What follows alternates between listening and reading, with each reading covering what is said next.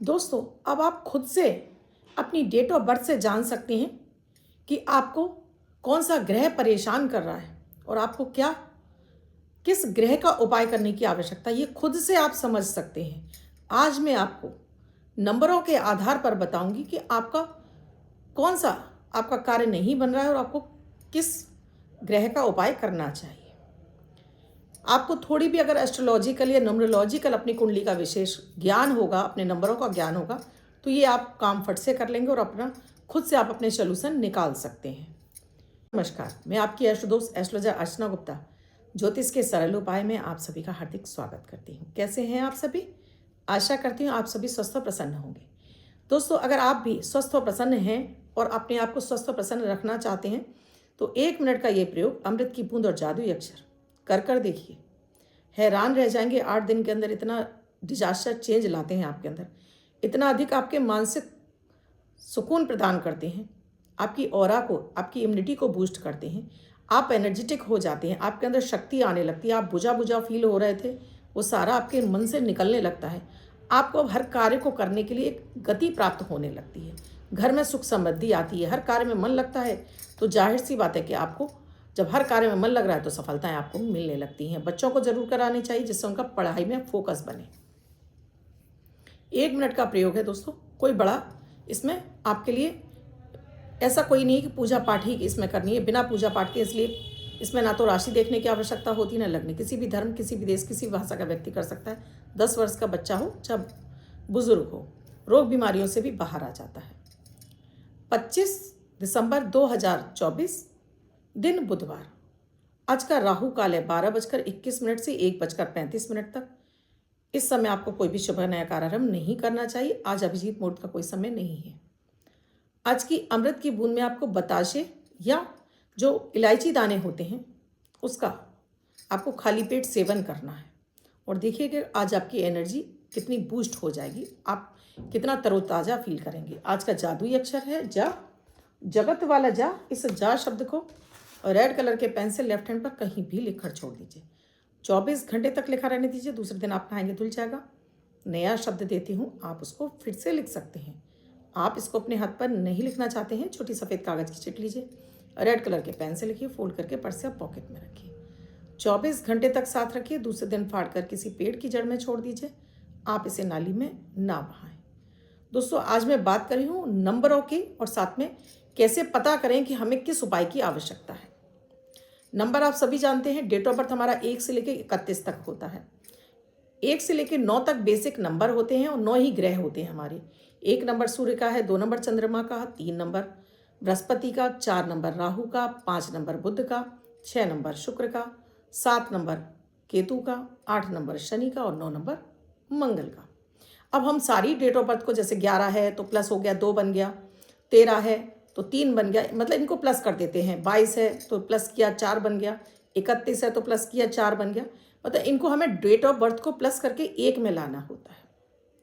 अब ये तो आपको हो गया कि ये मैंने आपको बता दिया कि आपका 1 है, 2 है, 3 है, ये आपको पता चल गया। अब आपको अपनी लग्न कुंडली चाहिए। अब अपनी लग्न कुंडली उठाइए, आपने अपना एक जन्मांक निकाल लीजिए आप अपना।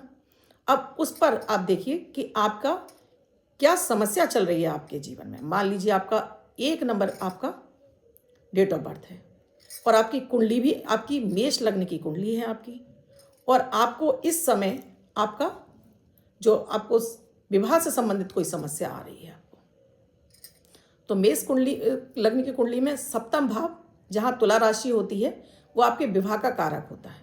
इसका मतलब कि आपको यहाँ पर आपका 1 नंबर है, 7 नंबर, इन दोनों को प्लस कर दीजिए। अब ये नंबर बन गया आपका 8 नंबर। इसका मतलब आपके विवाह में जो अड़चन दे रहा है वो है आपका शनि। अब यह आपको शनि की आराधना करनी है, शनि के मंत्रों का जाप करना है। कभी भी शनि का, देखिए रत्नों के मैं खिलाफ हूँ, मैं रत्न कभी नहीं बताती हूँ। हमेशा मैं कहती हूँ ग्रहों के मंत्रों का जाप करो, ग्रह के मंत्रों का दान करो, लेकिन रत्न मत धारण करो, क्योंकि रत्न एक तो बहुत ज़्यादा महंगे भी आते हैं, दूसरा इनकी उम्र भी ज़्यादा नहीं होती और बहुत जल्दी आपको नुकसान भी पहुँचा देते हैं। तो यहाँ पर आपको शनि का आपको दान करना है, शनि की चीज़ों का दान कर दीजिए। आप शनि के मंत्रों का जाप कर लीजिए, आपके विवाह में आ रही अड़चन दूर हो जाएगी। यानी आपका सप्तम भाव जो पीड़ित हो रहा है वो शनि कर रहे हैं आपके भाव को पीड़ित। अब मान लीजिए कि आपके लिए, मैं देखिए यहाँ पर लग्न इसलिए नहीं बता पा रही हूँ क्योंकि यहाँ आपका कोई भी लग्न हो, केवल आपको अपने नंबर देखना है और उसके बाद जिस भाव से संबंधित आपको समस्या आ रही है उस भाव में लिखा हुआ अंक देखना। अब मान लीजिए आपका यहाँ में आपको आपकी कोई भी डेट ऑफ बर्थ हो और उस डेट ऑफ बर्थ से आपका उस भाव का नंबर देख लीजिए। अब मान लीजिए कि आपको जॉब में या व्यापार में दिक्कतें आ रही हैं। जो काल पुरुष की कुंडली होती है वो मेष लग्न की ही होती है और उसमें दसम भाव का स्वामी शनि होता है।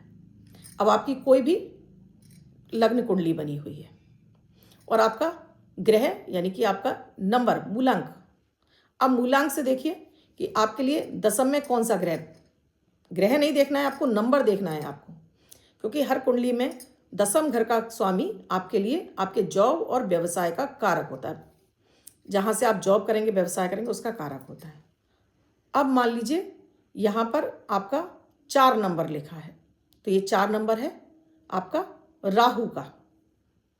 अब आपको राहु से संबंधित आपको उपाय करने हैं। 4 नंबर आपका राहु का है। 4 नंबर के उपाय में आप राहु के उपाय करेंगे। जैसे राहु के लिए आप दान करेंगे राहु का, गरीब व्यक्तियों में भोजन इत्यादि का। राहु के बहुत सारे उपाय होते हैं, उनका आप प्रयोग करेंगे।